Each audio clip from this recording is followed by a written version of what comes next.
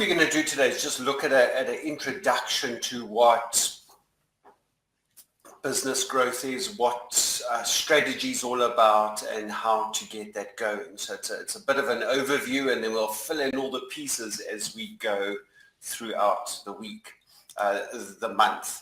So what we're going to do is introduction this morning, and then next week we're going to look at purposes of a business and what the strategies are around that. We then go look at the people and the products and look at the team required and product diversification and R&D and all that sort of stuff that's required.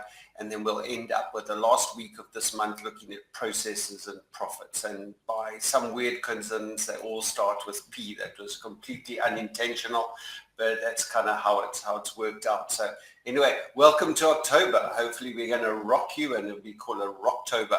So please, if you've got any comments or questions during the session, you can put it into the live chat box there on the right hand side, and otherwise you can email me afterwards. I'll show you my email address and let you have all the details at the end.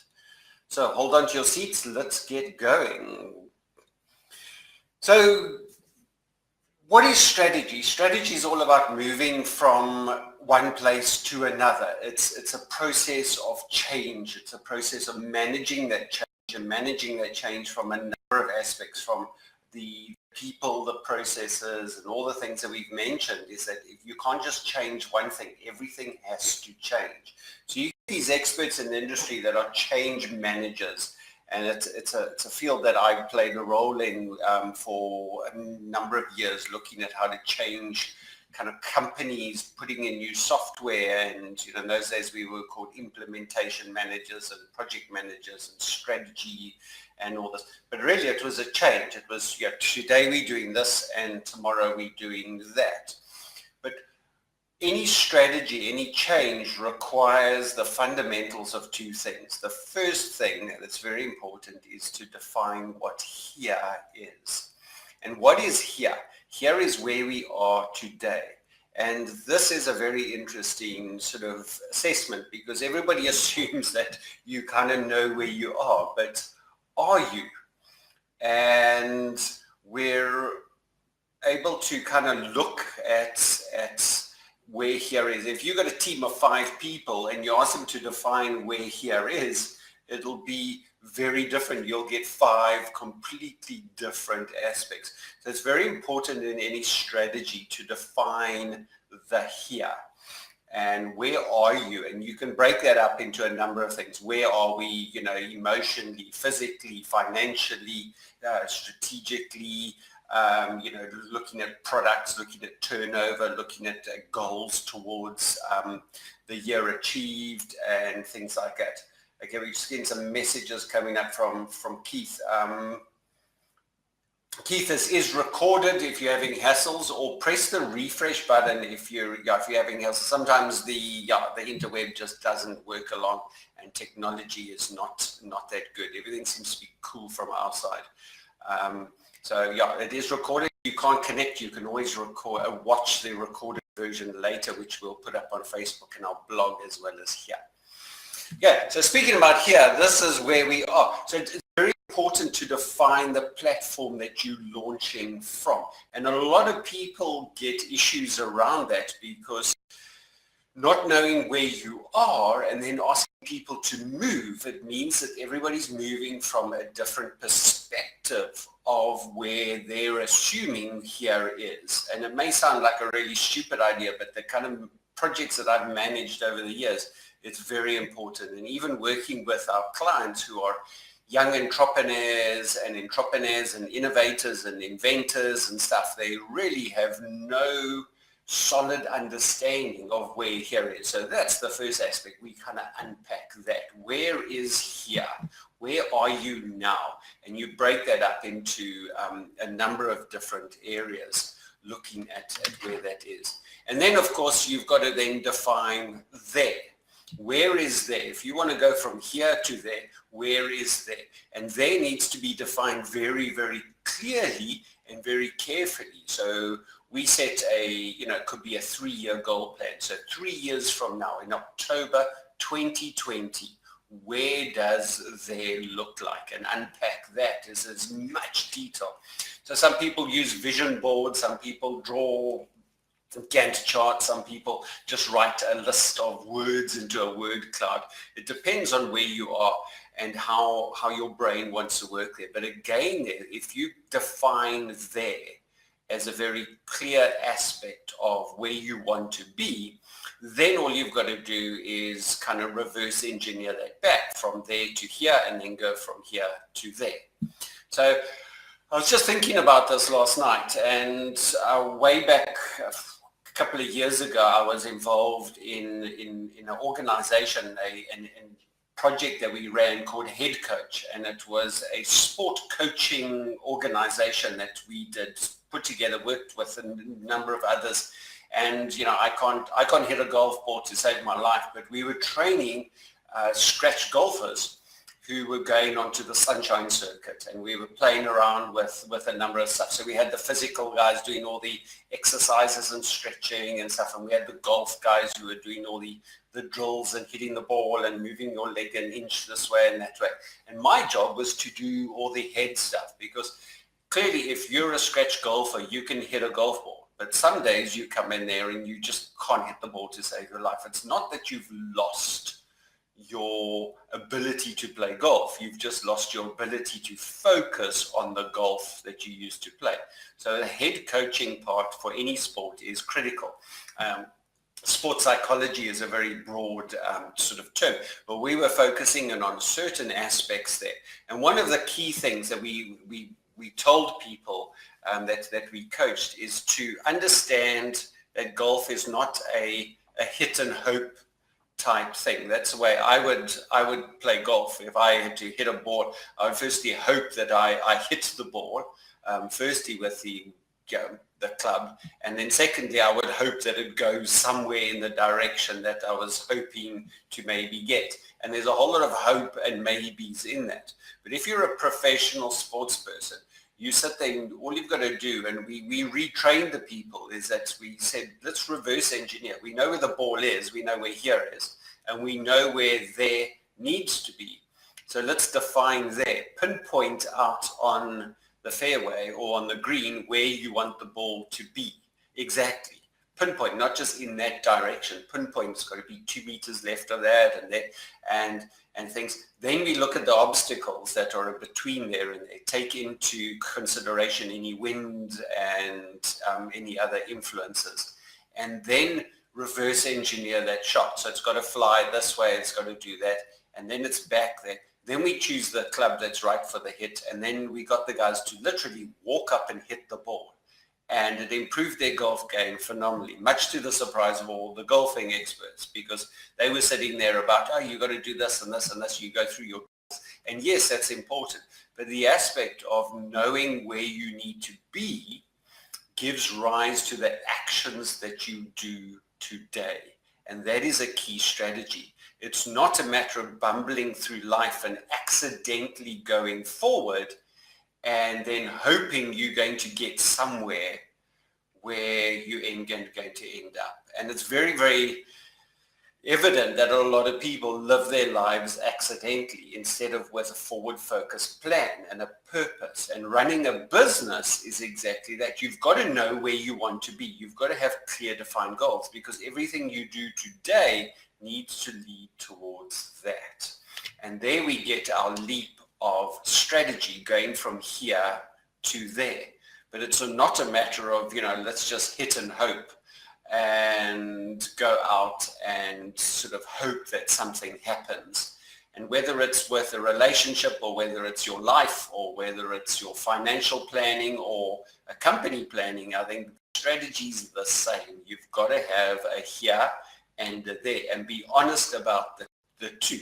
A lot of people don't want to admit where they are here because our lives are a mess. And a lot of people don't have the courage to own up about this is where we are. So we get clients coming in here and they say, well, actually, everything's fine. But when we uncover things, we find out that they haven't done any tax returns for a number of years, and they haven't done any books, and they haven't registered the company, and they've been kind of loaning stuff, and they've been using other people's stuff illegally, and it goes on and on and on. And yes, you know, understand where you're at. Let's be open and honest and uncover it, and now we can move on. But to keep things undercover just makes the here very impossible to move from, because we don't know where it is. Yeah, a whole lot of philosophies, getting deep and meaningful here today, but kind of understand where we are. So what is the strategy? What is that arrow that goes from here to there? I just want to break it down and give you some elements on what makes up a key strategy. And then in later weeks in this month, we'll start filling in some of that framework. So let's start off with a vision. What is that vision that you have? Now, they say without a vision, people die. And without a vision, you don't have a purpose. And without a vision, you don't have a place to go. So your vision is the statement or statements that define the there, where that is there. And you can have a vision statement, you can have a vision book, you can have a vision board, you can define that anywhere. There are no rules around having a vision, but a vision you must have. And a vision is key and clear to getting you to where you go. And that's your vision. So you've got to have a vision, you've got to have a plan. And it can be a fairly vague thing. You can be kind of an ideal vision that's, you know, it's like, would be nice if we could get there. That's better than no vision at all. But the clearer the vision, the more focused you are going to be. And defining that. And you'll find as you get closer and closer, you can then reiterate and define that vision down to that laser focus. So if you're looking at a 3 or 5 year plan, I understand that it's a little hard to define, because we don't know what the economy is going to be. We don't know where we are in South Africa. We don't know what's happening with the rand dollar and with the ANC and with elections coming up in a couple of years' time and stuff. And all these are aspects of that. But if you're waiting for other people to define your vision, you're going to be waiting forever. Define a vision and go for it despite the outside influences, but taking them into account that you might have to adjust as we go along. So from there, we then have focus areas. And the focus areas are aspects that are chunks of the vision. So what you want to do, you want to split your big vision up as the umbrella into different focus areas. So for an organization, you might have a focus area of marketing and internal processes, product development, supply chain, client relationships, internal processes, accounting, and you can have a number of different focus areas. Now, not all focus areas need to be focused on, but your company should be kind of well defined into various segments, departments, depends on where you are there. But don't just put everything all in one and say, well, let's just play with this. Define the different sectors, because you do have internal processes and you've got front-end processes that deal with the clients. And your clients, and you'll deal with, like, what do you do with new clients, or how do you procure new clients? It's called marketing. How do you convert some? That's sales. And then how do you service your clients? That's the internal sales and the handing over, or the creation of those services, the implementation and stuff. Then you might have after sale services. Then you've got the whole financial aspect. So split your company up into different silos and then define the focus areas. And what you can do then, you ask the question, well, how does my vision apply to each focus area? Now, not the whole vision might be applicable to all the stuff. So you can rewrite mini visions for each focus area. So my focus area for internal processes might be, well, I need to define my processes, or I need to update my processes to meet my new criteria. For a focus area on products, you say, I want to expand my product offering from physical selling time to a more virtual side where I get a passive income, and that can be a focus area. So, and that ties into the vision. So we're talking about a focus from the top down into each focus area. My experience of focus areas, you shouldn't have more than about 5 focus areas that you're focusing on in any one year.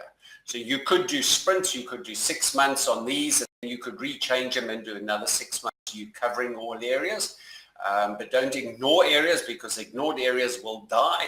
But don't choose more than 5 focus areas. You're just going to get too lost, especially if you're a small organization and you're trying to do everything yourself and trying to get round with that. So you have focus areas. Now what we want to do is we want to split each focus area up into a little bit more, and we want to define the goals. Now each goal then is a goal in that focus area within the vision of that. And you can see we're building a strategy. We're building a strategy for your business. We're building a strategy for your life. And these are applicable on all different aspects of that. So your goals need to be very clearly defined. Now, a goal is not an ideal. A goal is not a thought. It's not a vision. It's not a mission. A goal is very clearly defined, that it has a clear definition of an end point. It has a person that's got to be accountable for that goal, and it has a date of when that goal needs to be done. Now, you can look at all the different aspects of, your life, and you can break these up there. And again, for each of the 5 focus areas, you need probably about 5 or 6 goals. Don't overcomplicate your life by having lots of things. As the goals are achieved, you can then replace them by new goals. But we've seen people come with like 30 pages of goals, and they're just so overwhelmed that it just becomes a little too much. And if you've got too few goals, then it doesn't motivate you for action. So there's a balance. There's a psychological balance. Kind of 5 seems to be the kind of magic engagement number, apparently. And if you've got 5 areas with 5 goals, that's 25 altogether. And people can grasp that in your head. You can put them up on 5 different sheets, and you're able to sort of sort that out as you go. So yeah, quite easy to do, but a goal very clearly defined. There's SMART goals and there's focus goals and stuff, but literally the element of a goal is write down what you want to achieve and be focused on that. Who's going to achieve or who's responsible for that goal and by when.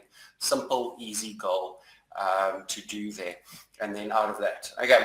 So Ryan's asking for copies of the slides. Well, most certainly this video is going to be available, so you can just rewatch the video, and that will be, so this video is available again on here. So if you've subscribed and you're watching now, you can come back and watch anytime. And we're also going to put it up on our blog with that, so you can just copy all the information straight off the video, all that as well. And there. Okay, so let's get back now to action. So out of our vision, we've got the focus areas. Out of the focus areas, we've got the goals. And out of the goals, we're going to get actions. Now, if you've got a goal, it's quite high level. And to make that goal achievable, you've got to break that down into action. So some people need, we're moving office this month, and I've got an entire whiteboard set up. And in there, our goal is to move office, and we've got kind of 3 different areas on that. And then underneath, we've got a whole list of actions, and we're setting about 30 actions on that board at the moment, and they're kind of all highlighted and stuff, and we're getting to cross them off at the moment. But the actions are the actual things that need to be done for the goal to be achieved. And if you've got a high-level goal, you can have lots of actions. If you've got a very low-level goal, the action and the goal might be the same thing, but it's very critical to have those actions, and those actions give you forward momentum, both emotionally and momentum, as you get to cross them off. So you might get a goal to repaint a wall, okay, and that's the goal, but the actions would be then to clean the room, prepare the wall, paint the wall, tape it up, then finish the wall. And as you cross those actions off, it might take a couple of days to do that, but that's where you get that momentum of that. It's nice to tick things off or cross things out. It gives you a huge psychological boost to where you're going and understanding of that. So that's kind of the flow with developing a strategy. And it's very keen to have that strategy in place and to get that going. But out of that arise what we call WIGS. And no, they are not those furry things you put on your head, but a WIG is a wildly important goal. And above all your goals, you need these WIGS. These are the wildly important goals. And why do we have wildly important goals? Well, it's a matter of creating that again, huge psychological effort. It's the focus area. All goals are important, but the wildly important goals are just more important. And those could be the wildly goals. And all because, for instance, we're moving office. It doesn't mean that we've got to stop this month and do nothing else. But moving office is our wildly important goal this month. So we've got a number of aspects that we're doing there. But it doesn't mean that I've got to stop doing your meeting with clients, and we've got to stop invoicing, and we've got to stop doing our accounting and stuff because we're moving. But moving is our wildly important goal. So we put it up on the kind of elevated focus, and everybody rallies around, and it's the number one thing that we speak about during our staff meetings, and it's the number one thing that we're focusing on there, but not ignoring the other stuff. And when we've moved office, then that wildly important goal will fall away, and the other goals will then rise up, and we'll choose another one. So we like to have monthly goals. We got monthly themes, as you've seen in these webinars. We have monthly focuses and monthly workshops that we run all around different themes and different focuses. And for that month, that's where we're going. And it makes your life really easy because you're living your life in a number of series and a number of chapters, and you get a sense of achievement, which gives you momentum going forward. And in that, we are able to get from here to there with enjoyment and with that pleasure. So I've been doing a huge amount of reading about kind of strategy and understanding that there's a huge sense of unhappiness amongst a whole lot of people. People who work in corporate are unhappy. People who work for governments around the world are unhappy. People who work for other people seem to be unhappy. And people who work for themselves seem to be unhappy. And they're kind of unwrapping this, and they're saying, well, why is that? Why do people wake up and hate Mondays? Why do people, live for Fridays, and then the weekend goes by in a flash, and then we complain that the weekends are not long enough and the month is too long for our paycheck, and we're always focusing on the negative, creating this. And it comes back to the experts are unpacking this, and it's about being happy in your toil of work. Work is work, and it doesn't mean that you've got to stop working to be happy. And a lot of people, when I retire or when I get a day sick, then I'm going to be happy, or when I'm on leave, I'm going to be happy.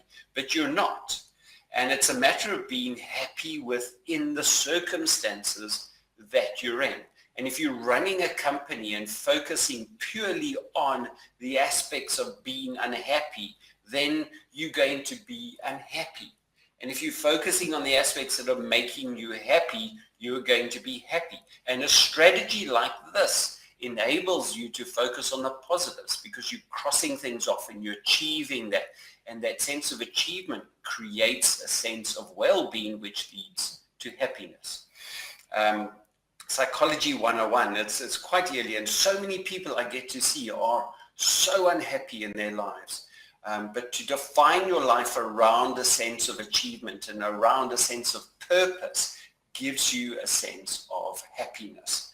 And I use that word happiness very loosely and stuff, but there's a whole lot revolved around that. But whether it's relationships or business or personal finance or just having to achieve something, defining a strategy gives you a sense of purpose. That purpose leads to where you are and gives you a sense of focus and happiness. And that is really what a strategy is. And that kind of answers a question somebody asked me about 5 years ago. And they were saying, oh, you've got to have a strategy. And they're going to put their hands up and say, well, what is a strategy? And we came up with this model right here. Simple, easy to break down and easy to do. Go away and take one of your companies, one of your projects, and define the vision, define the focus areas, come up with 5 focus areas, 5 goals for each day. Define out of that which one are your wildly important goals, define actions according to that, and start crossing them off. And it's interesting, you know, at IBM many years ago when I worked there, they said everything was a project. Even if you had to go make coffee for the team, define it as a project in your head. Go there. That's the outcome. That's when I've got to go. These are the actions that I need. These are the resources that I need. And it's kind of set a basis for a lot of the way I run my life. That everything is mapped out in my head in a logical, kind of mathematical way. And I understand not everybody thinks like me, but having this process defined makes your life a whole lot easier to run your life, run a business, and to be able to get that. So as we go down through the schedule for this month, next week we're going to look at what is the purpose of the business, and we're going to unpack that using this model, and defining the purpose leads to the vision and understanding where all those aspects are. And then we're going to unpack the people and the products and the process and the profits, and touch on all the different aspects of your organization. And in doing so, probably touch on all the aspects of your own life. And in that, so welcome to the month of strategy. October will never be the same again. Please join us. You can, like I said, you can watch this blog. You can watch this video here. We'll put it up on Facebook. It'll be up on our blog by tomorrow morning. And we'll be able to get all that sorted out and clearly define. If you've got any questions or queries or concerns, please do not hesitate to chat to us. If you're based in Cape Town and when you want to come join us for a business boot camp morning, we've got 3 hours on Friday the 13th. That's next Friday. Come and join us. The adverts are up on our webpage and the social media about that. And you can come and join us with like-minded entrepreneurs right here in Cape Town and come discuss aspects around all these issues, and come and ask any question you have about the business. Share your ideas, share your victories with others, and it gives a sense of community that you're not alone in business and you're here. And we've got a cool masterclass just to add to that. So we look forward to having you join us. Please do. Otherwise, drop us a mail, drop us a comment here, or via email, and visit our website, sign up for our marketing, and we will see you next week, if not before. Thank you very much for joining us.